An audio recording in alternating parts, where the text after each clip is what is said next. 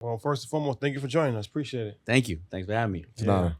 So I want to start there. Actually, we could start right there. So I've been fascinated with. I've been studying this, like, as far as having a celebrity from the world of business, and there's a model for it. Donald Trump, I think, was one of the most successful people to actually become a famous celebrity for business, right? And then obviously the Mark Cubans of the world, and now Elon Musk and Mark Zuckerberg, and there's a variety of different people. Right. But like you said, for our culture, the superstar entrepreneurs, it's their second career after sports usually, like Magic Correct. Johnson, Mm-hmm. like Michael Jordan, or they're tied to music, like Diddy, like Jay-Z. Very few people have been able to crack that code to gain that level of notoriety, fame, and influence not attached to sports or entertainment. You did. Was that a vision that you had early in FUBU, or like when did you see a pathway of, okay, at some point I'm gonna have to transition and I'm gonna have to build my own brand and become a figure that is not attached just to clothing? Great question. Very rare that I have been asked questions that I haven't been asked prior to that. There are cultural and systemic reasons why a lot of times we have not done that. First of all, I want to address that is that if you look at business in general, it used to be make it and they will come. And so you do have prior to obviously Trump came from a very celebrity standpoint. Who's he dating? Whatever the case is. Prior to that, we may have known of the titans of industry, right? Ford, Rockefeller, but as African Americans, systemically, if you rise up in a company that most likely or almost always was not from your culture, well, you start to intimidate people, or so you got to be quiet on your rise, right? So you never wanted to be that person in front because, all of a sudden, you offend other people that may say, well, why is that person doing that? So a lot of the superstars in the businesses have had to be quiet to watch their back for the most part. So I can understand that. But you look at the other ones who come from these other areas, they were already in front of the camera, right? Or Jordan, or Dr. J, or whatever the case is. So it was a very easy transition as well. The only thing they did different than 99% of the athletes or everybody else is instead of running down the court and just thinking about the check they're getting, they were talking to people on the front of the court and saying, wait, don't you own this and that? Don't you own, hey man, how can I be of value to you? And they took that asset that they had right there and they doubled down on that. But for me, I never necessarily wanted to be in front of the camera in that sense. I always liked being in front of the camera, but I came up in Hollis, Queens, and there was so many music artists from Hollis, Queens. So I grew up, Onyx used to cut my hair. And when, like Fred Roy used to cut my hair. And, I literally, Deb, whose son is Waka Flocka, lived 4 houses down from me. The guy everybody knows, Bimmy. I remember when I was about 7 or 6 years old. I remember, I locked him up in my garage because he was a little bit younger than me, and I was an only child. And my mother was like, "Let's go in the garage." I put him in the garage for like 2 minutes or whatever the case. I was like, I got a friend to play with. She's like, "Boy, is that one for the boy down the block? Man, you better get that one."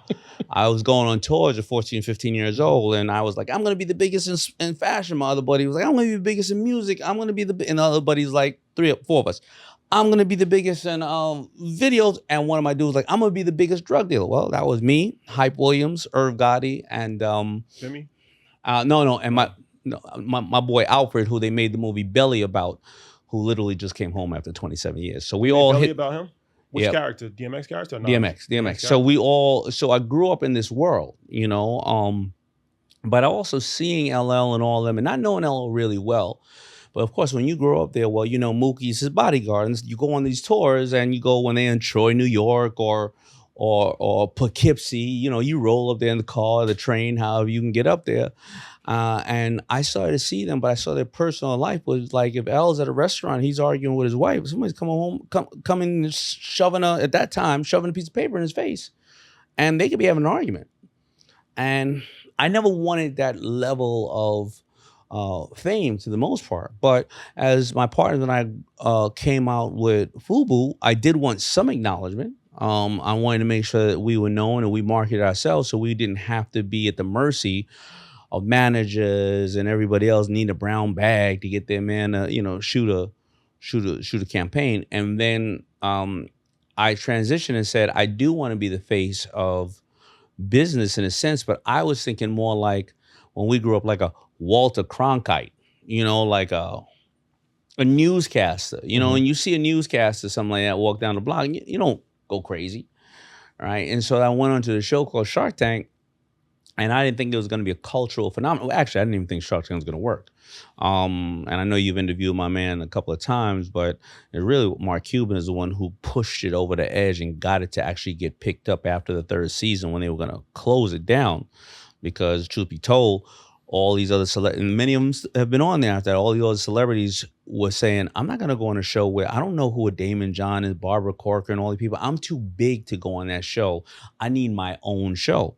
And Mark, being a tech guy, looked up the data and saw that it was one of the top shows on network watched, kids 5 to 15 and parents and kids together. He said, I don't care who they are. I'll come on the show if it's going to help America and help our children. And when he came on the show, he was able to go on Jimmy Kimmel and all those shows, because when we were like, yeah, we want to go on Jimmy Kimmel, they were like, we don't know you. They're like, well, explain Shark Tank. Who wins?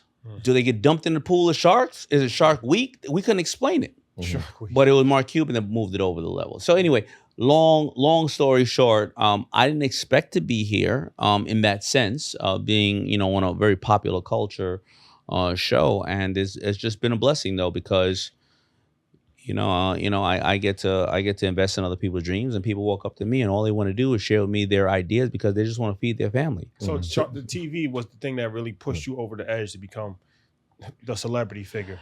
I think that until you're famous, you don't know you ain't famous. I was the FUBU guy, and I was respected in various different ways, and God has blessed me with that. But at this level, when I can call a president, everybody take my call once. At least, You had hood fame. Unless I play myself, yeah. I was still on. I could still get on some level of TV at any given time, But I would be getting on the TV, and I would talk more about my perspective on inner city or fashion. Now, I can get on and talking about deficits and or where what commodity you should invest in or whatever, because when you know the fundamentals of businesses, I'm sure as part of your your DNA is your assets feed you and your liabilities eat you. And when I can talk about that in some level of being articulate and didn't go to college, and I'm not on some PhD level like that, a lot of people relate to that. So the marketing campaign for FUBU was one thing, right? Because that's a brand. I remember the first time I ever saw it was I was watching Video Music Box. Right. And you were talking to Ralph McDaniels. Ralph McDaniel, for sure. Right. And so that was part of the marketing plan to build that. Yes. But you also have to build your own personal brand, Yes. which is completely different. Or maybe there are some similarities there. What was that like for you, knowing that you have a brand, but you're also now having to build a personal brand?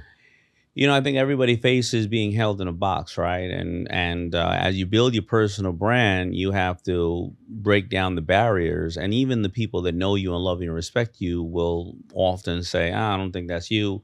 You can't do it. And not because they're hating on you, just because they haven't seen the vision yet. And you have to be kind of obsessed with it. So to build a personal brand, I had to build that brand that was out of fashion. Because people are just going to say, hey, man, you grew a fashion company.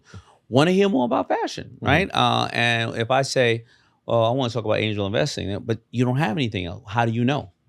Right? Because before I became an angel investor, I failed several times. So FUBU was starting to slow down, right? And we started to build it up in Europe. And then I bought Ted Baker. I brought it to the United States. I licensed it.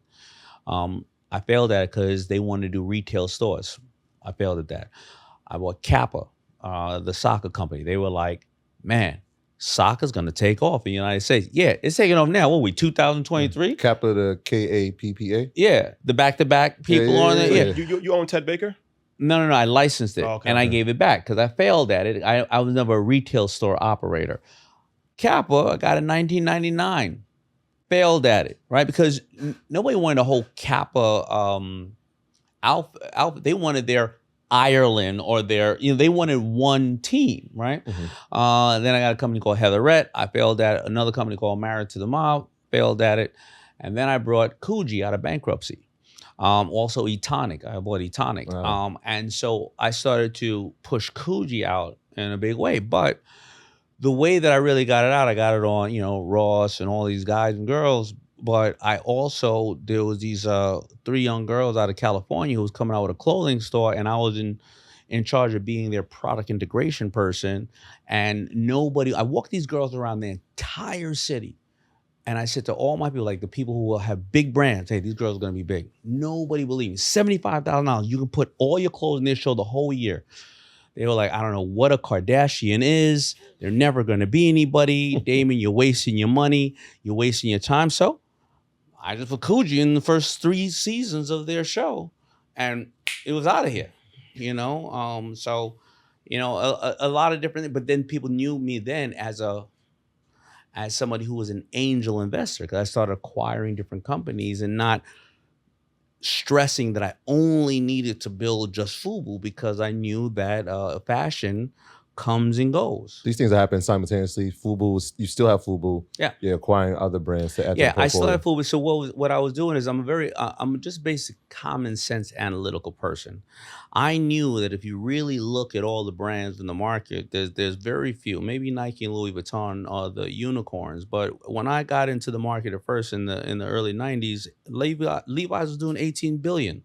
They went down to 3. They're back up to like 9. Right. And I knew that was United Color or Benetton's. I'm not sure. Le Coq Sportif for various other brands. I didn't take it personal, but I realized that if a kid has 4 years of FUBU in their closet and they're in high school and they go to college, they may want to look a little different. Right. They want to change up their style. And I didn't take it personal. Well, a lot of people hold on to certain things. They don't look at the writing on the wall, whether they're an athlete and they look at 65% of athletes are bankrupt 3 years after leaving the league. Right? It's not that, you got to look at the analytics. And when you look at the analytics, then you know how you can solve a problem or adjust yourself to a problem. So you knew that the life cycle of FUBU was only going to be a short period of time. I knew it would come back, but I knew that, well, what am I going to do by the time it comes back? They said fashion repeats itself every 20 years. Like clockwork. 20 years later, it's repeating itself. Right? You're seeing the Drakes and the Scissors and all them wearing Nike it. clothes and everything. Right. But I knew that, so I had to say to myself, well, what am I going to do?